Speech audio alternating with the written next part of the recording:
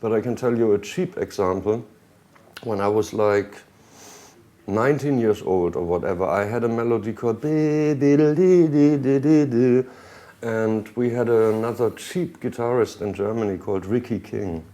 And that guy is fun, you know, because he's playing those instrumental cheap things like Verde and bing, bing, bing, bing, bing, bing, bing, bing, bing, with echo and all this shit, right?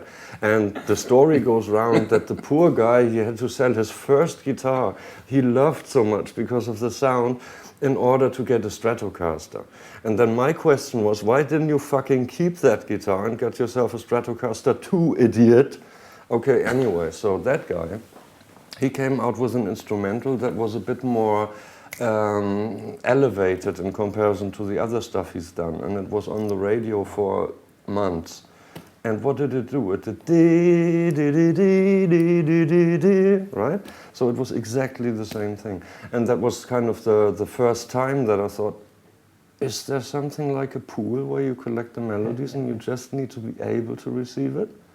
You know, there's other examples I've told Andy and him over the time, but I've forgotten it right now.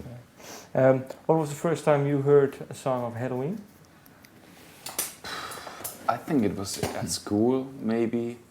So I remember that time, since I was in those 80 Hairspray hard rock bands, more like LA-based bands, you know. Like Motley Crue? Yeah, something like that, and Dokken, of course. And so I always thought Helloween must have been a thrash metal band or something. And you know, by that time, I remember in the end of the 80s, if you went to the Hard and Heavy CD store, and you could have even seen by the cover what kind of music is in there, you know. So you saw those like girl-looking boys on the front cover, very cool, and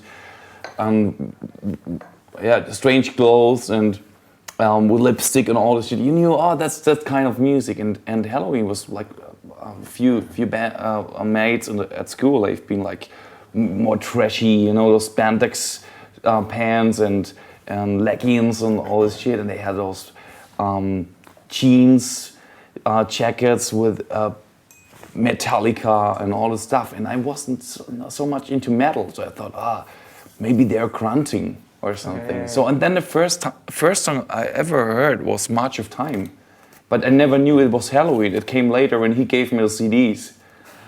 So when I was 5 years ago on Tenerife, so I got all Helloween history CDs, you know, and then was listening to March of Time. I thought, wow, I know that song. I was listening to that at school. Was it for you? How did you meet each other? How did you think, well, maybe we can ask him to be a guitar player? Well, it was via Charlie Bauerfeind, our producer, who kind of appointed him, but kind of said, how's the picture with the smoke? Is it endurable? Yes? Yeah. And yeah, because Charlie said, I'd know somebody for your band who would possibly suit you all well. If you don't find someone else or whatever, I have someone in my head. But how come he said it? Because did he know you? Because I asked him. I was about to contact Henyo of Gamma Ray because he's an old-time friend of mine, and well, he kind of freaked out and he didn't want to do it because maybe he's happy the way everything is in Gamma Ray or whatever, and so that didn't come along. But as I already know life a little bit, I naturally asked Charlie, so what in case this guy doesn't want to do it, or I don't find somebody, or the one I have in mind is not suitable? Would you know somebody, just to make sure? And that was actually him.